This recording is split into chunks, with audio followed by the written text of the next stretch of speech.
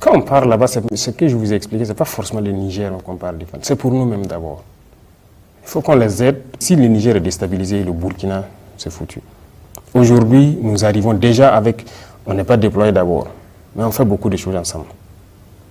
Rien que la semaine passée, les vecteurs aériens ont opéré en parfaite symbiose pour détruire une colonne que les Nigériens ont vu quitter vers chez eux en rentrant chez nous ici. Et nous, nos appareils sont intervenus, leurs appareils sont intervenus, tout a été bien coordonné pour... C'est ça qu'on demande. Et il faut qu'on s'aide comme ça entre pays voisins. On veut faire la guerre, récupérer nos terres et exploiter nos ressources. Et je pense que quand l'économie se portera mieux, on va revoir la condition du soldat. Il faut qu'il vive bien et qu'à sa retraite, il puisse vivre dignement. Voilà, même les questions de logement et tout, on y réfléchit, on a déjà beaucoup de plans. Et pour ce qui concerne également les VDP? Nous avons déjà fait un petit effort. Je pense que les VDP n'étaient pas payés à ce coût-là. Vous étiez à 20 000, vous êtes passé à 60 000 aujourd'hui. Voilà, c'est largement au-delà du SMIC. Et on compte aller plus loin. Voilà, mais je dis, tout dépend de la situation économique du pays. Plus on reconquiert et qu'on arrive à entretenir l'économie, voilà pourquoi j'ai dit les deux vont ensemble. On va améliorer leurs conditions. Les VDP, ce sont des gens, c'est des civils comme vous, qui ont quelques jours de formation, mais ils acceptent d'aller se sacrifier. Mais est-ce que vous avez prévu d'améliorer au moins, parce que les familles des VDP aussi commencent à donner de la voix sur cette question-là? Oui, c'est des réflexions qui sont en cours, même les 10 millions de soldats, c'est des réflexions qui sont en cours. Vous voulez augmenter ça maintenant pour les familles? Pas question d'augmenter, il faut réfléchir à l'emploi. J'ai vu des reportages. L'un des gros sujets d'intérêt pour la population, c'est bien la question sécuritaire, la sécurité et la défense. Une année après, le Burkina qui continue d'essuyer de lourdes attaques, comme on l'a vu à Conakry il y a quelques semaines. Alors, 53 morts, ce fut énorme, Monsieur le Président. On aimerait un peu comprendre ce qui s'est réellement passé. Les batailles, il y a des morts. Mais 53, on trouve ça trop. Sûrement que quelque chose n'a pas fonctionné. Les enquêtes sont en cours aussi.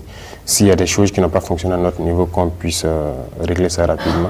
Mais il faut reconnaître que Combri, c'était une action audacieuse. C'était très audacieux parce que c'est une zone qui a été abandonnée, qui était sous contrôle terroriste. Donc, vous savez très bien, depuis 2021, personne n'y a mis pied. Il faut y aller. Toutes ces zones où on est absent depuis des années, nous allons y aller. Ce sera des batailles très dures, il faut s'y attendre, mais nous sommes là pour ça. Il faut qu'on y aille. Alors pour rester dans cette région, Tangaï c'est une des communes rurales qui a été reconquise il n'y a pas très longtemps, avec à la clé l'installation d'une base militaire et même le retour des populations. Sur le terrain, vous pourrez le constater. Voilà. Il y a des choses même que nous voyons souvent qui ne nous plaisent pas forcément. Parce qu'il arrive que certains communiquent, on a reconquis tel village, les gens ont rejoint. Peut-être que d'autres personnes contestent ça, notamment sur vos plateaux télé. Mais ça constitue des victoires pour vous. C'est symbolique en termes de victoire pour vous, naturellement. Je suis d'accord, mais vous voyez ce qui se passe. Lorsqu'il y a ce débat-là, d'autres disent oui, c'est reconquis, d'autres disent non. Les villageois se mettent à se filmer eux-mêmes dans leur village pour prouver que c'est reconquis et les voilà au marché, ainsi de suite. Bon, nous, dans notre stratégie, je dirais, ça ne nous plaît pas trop. Nous voulons que ça... Ceux qui veulent le constater, ils peuvent aller sur le terrain. Il y a des zones où aujourd'hui, vous partez, vous circulez. Donc, c'est mieux que les gens aillent constater. Mais on ne veut pas que les gens s'exposent en se filmant et puis en montrant. Le Premier ministre a dit il y a quelques mois qu'on était à 60% de couverture du territoire. Quelques mois plus tard, nous sommes à 1 an de votre pouvoir, du MPSR2. Vous pouvez quand même donner une idée de la reconquête du territoire burkinabé à l'ensemble des citoyens qui nous regardent. Il n'y a pas cette partie du Burkina où nous ne pouvons pas mettre pied. Les populations de Djibo, de Dori qui nous regardent diront nous sommes sous blocus, il faut des convois pour venir vers nous. Oui, même si demain nous sommes à 100%, on fera peut-être des escortes, on va protéger nos itinéraires. Parce que c'est une guérilla, c'est une guerre. 2, 3, 4 individus sortent et voilà, commettent des dégâts sur quelques camions et puis ils disparaissent. Et voilà, donc on va toujours protéger nos itinéraires, on va toujours escorter nos commerçants et tous ceux qui se déplacent. Alors l'une des plaintes, c'est le temps que ça met. Je prends l'exemple de la ville de Nouna qui a été ravitaillée rien que le mardi, mais là on a mis pratiquement 1 mois pour ravitailler cette localité-là. Bon, peut-être le délai est dû peut-être aux conditions du terrain. Avec la saison, peut-être c'est pas facile. Et la planification des missions donc, dans ces situation-là, ce n'est pas aussi simple. Mais ce sont des choses qu'on va rattraper. Alors, Excellence, une année après votre arrivée au pouvoir, est-ce que, au regard de la configuration des choses dans la lutte antiterroriste, vous êtes toujours dans la pensée que les armes seules suffisent à vaincre le phénomène? Nous ne sommes pas dans les armes seules. Nous sommes dans la communication aussi, n'est-ce pas? On a fait comprendre que nous connaissons le problème et que les gens devraient s'abstenir de se lancer donc dans ces mouvements-là, parce qu'on sait ce qui a amené les gens à prendre les armes, éventuellement à rejoindre les camps de ces criminels-là. Ça, c'est de la communication. On a assez communiqué pour les dire de se soustraire de cette lutte-là, parce que nous savons ce qui a amené ça. Voilà. On a sensibilisé beaucoup, ça fait une partie. Les armes, ça fait bien sûr partie, mais il y a le développement aussi. Donc nous avons lancé les deux volets en même temps. On crée de l'emploi, on crée des opportunités. C'est ça l'objectif. Est-ce que les Burkinabés qui ont pris des armes contre leur pays, vous êtes prêts à faire des démarches, même si elles sont souterraines, parce que le retour de la paix n'a pas de prix?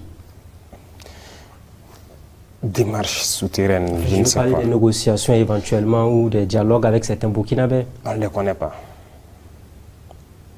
Qui les connaît? On ne les connaît que lorsqu'ils apparaissent avec les armes et voilà. Donc, on ne sait pas avec qui on va dialoguer. C'est pour ça justement qu'on parle sur les antennes, pour que chacun puisse comprendre que ce n'est pas la bonne formule et qu'ils doivent arrêter. Mais si les gens ne déposent pas les armes, voilà, on passe par la manière des armes aussi. Alors, il y a environ 5 mois, vous disiez que la guerre était au stade de l'introduction. Alors, à ce jour, la guerre est à quel niveau? Je dirais qu'on est toujours à l'introduction, parce que l'équipement qui doit venir, ça commence un peu. On n'est même pas à 10% d'abord. La guerre n'a pas encore commencé? Nous sommes à l'introduction, comme on l'a dit. Les opérations sont plus aériennes et souvent aéroterrestres. Nous avions beaucoup de soucis. Que ce soit l'effectif, l'organisation, l'équipement, ce n'était pas ça. On se disait qu'il y avait de la logistique, des armes et tout, mais on ne voulait pas nous donner. Mais on est arrivé, on a constaté que ce n'était pas le cas. Il n'y avait rien, les gens n'ont pas préparé la guerre. Pendant que ça fait des années de guerre. La première des choses, c'était de chercher à savoir qu'est-ce qu'il y a dans nos soutes. Il n'y avait rien. Il n'y avait rien. On ne pouvait même pas trouver 200 Kalachnikov en réserve. Pour l'ensemble du territoire burkinabé? Bien sûr. 200 Kalachnikov? Il n'y en avait pas en réserve dans les soutes. Okay. On a envoyé des missions aller vérifier. Vous pouvez aller, vous êtes des journalistes, allez-y au niveau du matériel, vous les demandez en octobre qu'est-ce qu'il y avait, quelle quantité de munitions il y avait. On ne pouvait pas communiquer. Ce n'était pas nous en son temps qui allons sortir et dire ok, nous on croyait que, mais c'est pas ça, c'est une information qu'on donne aux terroristes. Il fallait s'équiper, être à un niveau. Aujourd'hui, je peux le dire, parce que nous avons au moins 10 000 fois peut-être cette quantité aujourd'hui. Donc, Excellence, à quand pourrons-nous véritablement estimer le début de cette guerre? Ça a débuté, comme je l'ai dit, parce qu'il y a eu quand même de l'équipement qui est venu. Nous sommes à l'introduction. Voilà, donc vous avez attendu le développement maintenant? Oui, ne vous en faites pas. Vous ferez partie des grosses missions dans les jours à venir. Avec plaisir, Excellence. Je voudrais qu'on reste là-dessus une fois encore. Vous avez dit au début, c'était des petits problèmes logistiques et de considération de la vie humaine. Est-ce qu'une année après, vous maintenez les mêmes propos? Je dirais même, pire que ça. Parce que nous n'avons pas compris comment on n'a pas pu s'équiper, avoir un minimum pour faire la guerre. On était très surpris de voir qu'on n'avait rien. Même le côté logistique, les gens quittaient, lorsque vous voulez organiser des opérations dans un groupement, vous quittez Kaya ou Bobo pour venir à Ouagadougou. Vous gagnez quelques 5-7 pick-up, vous êtes content, vous repartez, vous faites, et vous venez réintégrer ici. Aujourd'hui, aucun groupement ne vient à la portion centrale pour chercher ses moyens. Ils ont tous leurs moyens, ils font leurs opérations. C'est en un an. N'est-ce pas l'occasion pour vous de faire la lumière sur l'audit au niveau des forces armées? Parce que vous avez dit qu'il n'y avait rien. Tout cet argent qu'on investissait, finalement, dont on parlait, est-ce que vous êtes prêt à faire toute la lumière? Parce qu'il faut quand même faire un audit pour comprendre pourquoi on n'avait pas des armes alors qu'on était en guerre depuis près de 7 ans. Il y a une justice militaire, et il y a même la justice civile. Il y a beaucoup de structures de contrôle. Nous avons donné le temps. Et je pense qu'on est même allé loin. Vous avez vu entre-temps une réorganisation dans la justice militaire. Est-ce que vous avez cherché à comprendre ce qui s'est passé? On va même réorganiser parce qu'il y a des dossiers qui sont là-bas. On dit qu'il faut que ça avance vite. Il faut que les Burkinabés sachent ce qui se passe. Les officiers milliardaires en question, vous en avez parlé. Est-ce que vous allez les traquer jusqu'à leur dernier retranchement afin qu'ils rendent au peuple ce qu'ils ont pris indûment? Ce que je souhaite même, ce n'est pas les officiers seulement qui sont fautifs dans cette affaire. Il y a des militaires, il y a des civils. Vous savez très bien. Vous savez qu'il y en a qui ont été découverts, mais est-ce qu'ils ont été jugés? Rien. Allez-y aussi demander à la justice, faites vos enquêtes, demandez-leur quelle est la situation. Parce que je pense que lorsqu'il y a des situations comme ça, il y en a même qui ont... Voilà, il y a des structures de lutte contre la corruption qui ont porté plainte contre certains individus dans ce pays, allant dans ce cadre-là, mais il n'y a rien eu, non. Excellence, on va s'intéresser également à celle au sein de l'armée. C'est un aspect qui vous tient à cœur, mais il y a également un volet important sur la cohésion et l'entente au sein de cette armée. Bien avant votre arrivée, plusieurs observateurs avaient fait cas de division et de gestion clanique au sein donc de notre armée. Mythe ou réalité? Et si réalité, est-ce que vous êtes parvenu à restaurer la cohésion? Ce que je vous dis, la question de cohésion, il faut le prendre sur plusieurs angles. D'abord, on a dit une armée qui combat par, non, on n'aime dire pas cotisation, c'est compliqué. Quand on dit unité, je pense que c'est du français. L'unité, ça fait un. Mais l'armée, c'est des unités. Mais on n'avait pas d'unité en tant que telle. Juste quelques unités constituées. Donc, il fallait se réorganiser. Aujourd'hui, nous avons plusieurs bataillons. Des hommes qui sont ensemble, qui se connaissent très bien et qui travaillent ensemble. Ça, déjà, la cohésion commence par ça. Lorsque vous êtes ensemble, vous vivez ensemble, vous affrontez les terrains ensemble, vous ne pouvez qu'être unis. Donc nous sommes dans cette phase et tous les combattants sont unis. Ils sont dans des unités et ils sont en bonne cohésion. Ce que vous entendez un peu par-ci par-là des problèmes de cohésion, je dirais que ce n'est pas des problèmes en tant que tels. Voilà, c'est des individus. Vous savez, il y en a qui ne croient pas du tout qu'on peut aller nous-mêmes. Pour vous dire clair, lorsque nous avons décidé de nous séparer de certains partenaires, il y a des officiers qui ont carrément écrit, les fiches sont là. D'autres sont venus nous voir, on ne va pas tenir un mois. En fait, ils sont pessimistes, ils ne croient même pas en eux. Donc ces gens vont véhiculer des messages. Voilà, en ville et tout, il y a problème de cohésion, on n'est pas d'accord avec ça. Non, on tient. Quel avenir pour la gendarmerie nationale? Comme vous êtes là, vous pouvez le dire publiquement devant les citoyens. Elle va exister, il n'y aura pas de projets éventuellement au niveau de la gendarmerie? Qu'est-ce que la gendarmerie a fait de mal? S'il y a des individus à la gendarmerie qui font du mal au peuple, ils vont répondre. Voilà. Si demain c'est toute la gendarmerie, je ne peux pas vous dire aujourd'hui, mais pour l'instant, c'est quelques individus à l'intérieur de la gendarmerie qui sont manipulés. Donc vous le rassurez, la gendarmerie ne sera pas dissoute comme le disent certaines langues. Qui vous a dit ça? Beaucoup de choses se disent. C'est une guerre de communication, c'est une guerre psychologique. Donc, vous savez, les gens sont très intelligents dans le mauvais sens. Voilà, c'est des fuites en avant. Ils s'imaginent ce qu'on va faire si jamais. Voilà, donc je dirais aux gens de ne pas s'intéresser à ces propos-là. Voilà, on sait ce qui se passe. C'est des gens qui sont intelligents, mais dans le faux montage. Les détachements militaires burkinabés, on en parle, Excellence, parce qu'il y a eu il y a eu des attaques. On a des victoires aussi, c'est la guerre avec des défaites aussi. Quel est le point des détachements militaires actuellement au Burkina Faso? Le point, c'est-à-dire au niveau du maillage du territoire. Oui, les détachements ont toujours existé, mais le maillage, je ne parlerai pas des détachements, c'est le nouveau redécoupage. Nous avons redécoupé en 6 groupements et nous avons souhaité que les groupements soient autonomes. Ce que nous essayons de faire en moyens logistiques, armes, munitions, tout. C'est pourquoi je vous disais tout à l'heure, aujourd'hui un groupement pour faire ces opérations n'a pas forcément besoin de venir à l'arrière pour demander quoi que ce soit. Ils ont tout le nécessaire à leur niveau, ils sont autonomes carrément. Sur le côté financier, ils sont vraiment autonomes. Voilà, donc c'est ça le plus important et chaque groupement gère les détachemment. Ils peuvent déplacer certains détachements ou créer d'autres. C'est eux qui repositionnent pour savoir en fonction des couloirs d'infiltration et tout, où est-ce qu'ils vont se positionner. Excellent. Je vais vous poser une question sur les soldats. Est-ce que vous avez prévu d'améliorer leurs conditions opérationnelles sur le terrain, que ce soit sur le plan matériel, mais sur le plan financier également? Sans vous mentir, moi j'ai un rêve pour le soldat. Et je vais vous dire clairement, ce sont des gens qui se sacrifient pour cette patrie-là. C'est ce qu'on a essayé de faire pour les VDP, améliorer un peu. Vous savez que le soldat aujourd'hui, sa solde indiciaire, ce n'est pas ça. Nous tous, nous sommes soldats. Hein. Et à la retraite, il y a des soucis. Ce sont des choses. On veut faire la guerre, récupérer nos terres et exploiter nos ressources. Et je pense que quand l'économie se portera mieux, on va revoir la condition du soldat. Il faut qu'il vive bien et qu'à sa retraite, il puisse vivre dignement. Voilà, même les questions de logement et tout, on y réfléchit, on a déjà beaucoup de plans. Et pour ce qui concerne également les VDP? Nous avons déjà fait un petit effort. Je pense que les VDP n'étaient pas payés à ce coût-là. Vous étiez à 20 000, vous êtes passé à 60 000 aujourd'hui. Voilà, c'est largement au-delà du SMIC. Et on compte aller plus loin. Voilà, mais je dis, tout dépend de la situation économique du pays. Plus on reconquiert et qu'on arrive à entretenir l'économie, voilà pourquoi je dis les deux vont ensemble. On va améliorer leurs conditions.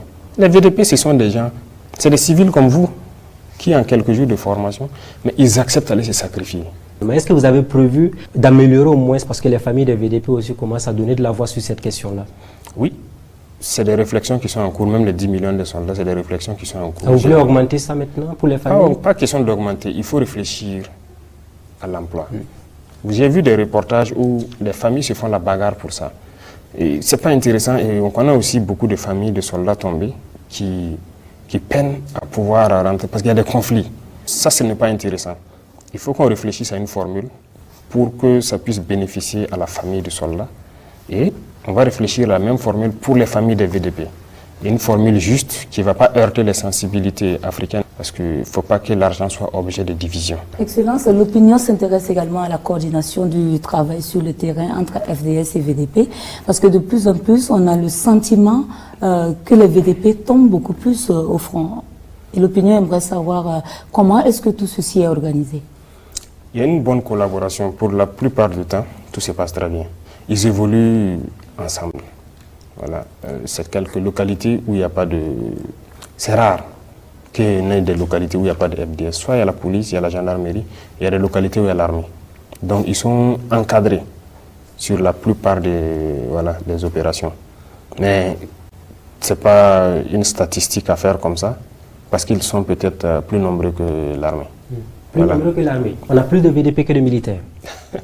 Vous croyez qu'on a combien de soldats? Quel était l'effectif de l'armée avant que nous en arrive? Allez-y chercher. Si cette année seulement on a fait un recrutement de quoi? 11 000 soldats. C'est totalement une armée. C'est parce qu'on avait un problème d'effectif. Alors, est-ce que vous êtes arrivé d'entendre que les VDP ou les FDS refusent d'aller au front? Refuser d'aller? Oui. Jusque-là, on n'en a pas vu le cas. Je pense qu'ils sont plus motivés à partir. Quand on a commencé la formation des VDP, et il y a quelque chose même qui se passe qui est très intéressant depuis qu'on a commencé à former les VDP nationaux et tout. Il y a des militaires même qui veulent évoluer aux côtés des VDP, qui veulent aller avec eux. Et il y a beaucoup de bataillons mixtes qui sont en constitution actuellement et ils s'entraînent. Il y a des militaires et VDP ensemble, ils s'entraînent durement et ils partent. Donc il y a de l'engouement quand même. Et quand on veut les envoyer quelque part, voilà, ils n'hésitent même pas.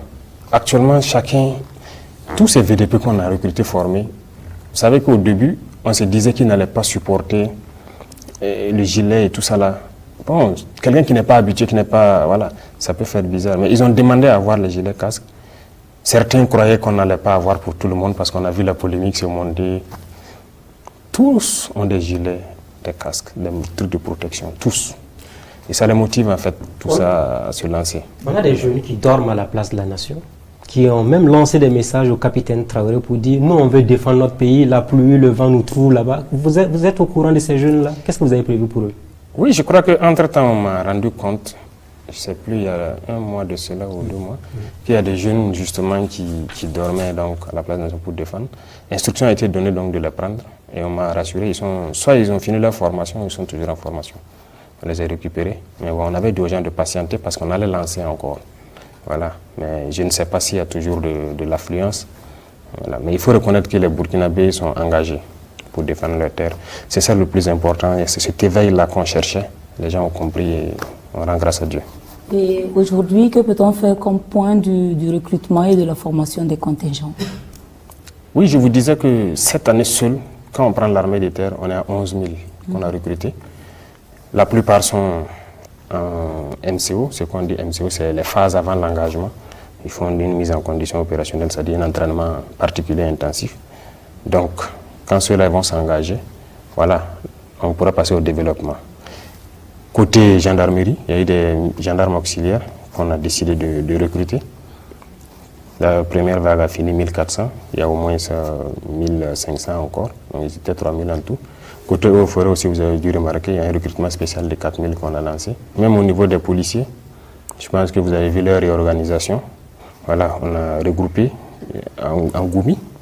Voilà, c'est ce qu'on appelle le groupement mobile d'intervention, qui sont déployés un peu partout, à qui je rends hommage d'ailleurs au passage, qui sont engagés, fortement engagés, parce qu'avant ils n'avaient pas peut-être un certain type d'équipement qu'on refusait de les donner. Actuellement, ils ont tout. Donc voilà, on recrute et on réorganise et on avance. L'Assemblée nationale a donné son cutus pour l'envoi d'un contingent au Niger. Alors, est-ce que cela ne contribue pas à disperser les forces au niveau du Burkina? Non. Je pense que le débat s'est tenu là-bas et les arguments ont été assez suffisants. Lorsque vous devez défendre le périmètre de cette table, vous ne restez pas normalement sur la table pour défendre. Vous partez au-delà. Si nous, on avait soutenu le Mali depuis les années 2012, si on avait soutenu le Niger, vous croyez que le terrorisme serait arrivé là? Je ne pense pas. On est resté bras croisés, ça n'arrive qu'aux autres. D'ailleurs, c'est ce que beaucoup d'États autour font aussi. Je crois que ça ne va pas les arriver. Non, on fait des erreurs. D'abord, donc, sur ce point seulement, la meilleure manière donc, de se défendre, c'est d'aller un peu au-delà. C'est d'ailleurs l'argument que certains États occidentaux avancent, qu'ils viennent ici pour combattre le terrorisme, pour que ça n'arrive pas chez eux. Et l'autre chose, c'est quoi? C'est un peuple frère qu'on veut agresser. Il n'y a pas de raison que nous reste les bras croisés. Si on laisse déstabiliser le Niger, tout le monde a suivi pour la Libye. C'est ça qui a déversé toutes sortes d'armes ici. Et voilà, le terrorisme s'est amplifié. On va encore laisser le Niger se désintégrer. Il faut qu'on raisonne. Non. Excellence, en dehors de la question de la solidarité africaine que vous êtes en train d'évoquer, la question fondamentale qui se pose, c'est est-ce que nous avons véritablement ces moyens d'aller au secours du Niger? Est-ce que nous ne sommes pas nous-mêmes déjà suffisamment affaiblis? Est-ce que nous avons les moyens, y compris en hommes, en finances et en vivres? Quand on parle là-bas, ce que je vous ai expliqué, ce n'est pas forcément le Niger qu'on parle de défendre. C'est pour nous-mêmes d'abord. Il faut qu'on les aide. Si le Niger est déstabilisé, le Burkina, c'est foutu. Aujourd'hui, nous arrivons déjà avec... On n'est pas déployé d'abord, mais on fait beaucoup de choses ensemble. Rien que la semaine passée, les vecteurs aériens ont opéré en parfaite symbiose pour détruire une colonne que les Nigériens ont vu quitter vers chez eux en rentrant chez nous ici. Et nous, nos appareils sont intervenus, leurs appareils sont intervenus, tout a été bien coordonné pour... C'est ça qu'on demande. Et il faut qu'on s'aide comme ça entre pays voisins. Et finalement, qui paiera cette note? Qui paiera? Cette note? Non, ce n'est pas une note particulière. De toute façon, sur notre territoire, on fait des opérations. Il n'y a rien de particulier si les soldats se retrouvent de l'autre côté de la frontière pour faire la guerre. Le 16 septembre 2023, donc, il y a eu la création de l'AES, l'Alliance des États du Sahel. Est-ce là un processus vers la fin de la CEDEAO ou le retrait de ces trois pays de la CEDEAO pour une certaine autonomie? L'AES, c'est une défense en commun. Nous avons décidé d'unifier nos espaces. Aujourd'hui, peu importe la situation au Niger, aussi au Burkina ou au Mali, on peut bénéficier l'un comme l'autre du soutien de ce partenariat-là. Donc c'est ça d'abord le plus important pour nous, parce que nous, ce qui nous préoccupe, c'est la question de sécurité, nous sommes en guerre, et c'est ça qui nous préoccupe d'abord. Le reste, ça viendra. La CEDEAO et l'AES? La CEDEAO est là. Jusqu'à preuve de contraire, on n'a pas quitté la CEDEAO. Mais l'AES est une alliance de défense. Que peut-on retenir de l'état de nos relations avec la Côte d'Ivoire lors des changements intervenus au Niger et avec les différentes décisions de la CEDEAO? On a vu deux pays qui ont adopté des postures totalement différentes. Il n'y a pas de problème particulier. Je pense que même demain, les peuples burkinabés et ivoiriens, on est ensemble. Il n'y a aucun problème. Mais les politiques peuvent différer, comme sur ce cas précis où ils ont décidé, les politiciens ont décidé une certaine posture. Nous sommes dans une certaine posture. Mais de toute façon, voilà, chacun réfléchit. Le souci, c'est la population qui paye le coût, qui prend le coût. Jusqu'à preuve de contraire, ça n'affecte pas la population. Je pense que certains pays ont décidé d'aller intervenir au Niger. Ouais, ils peuvent y aller. Ça n'affecte pas la population. Nous avons aussi décidé de protéger nos frères nigériens. Donc, on va renforcer leur armée en cas d'agression. Voilà, c'est le peuple nigérien que nous... Parce que lorsqu'il y a une agression armée, il y a forcément des dommages. Et voilà pourquoi nous disons que nous soutenons l'armée du Niger pour protéger leur population, parce que c'est leur... c'est leur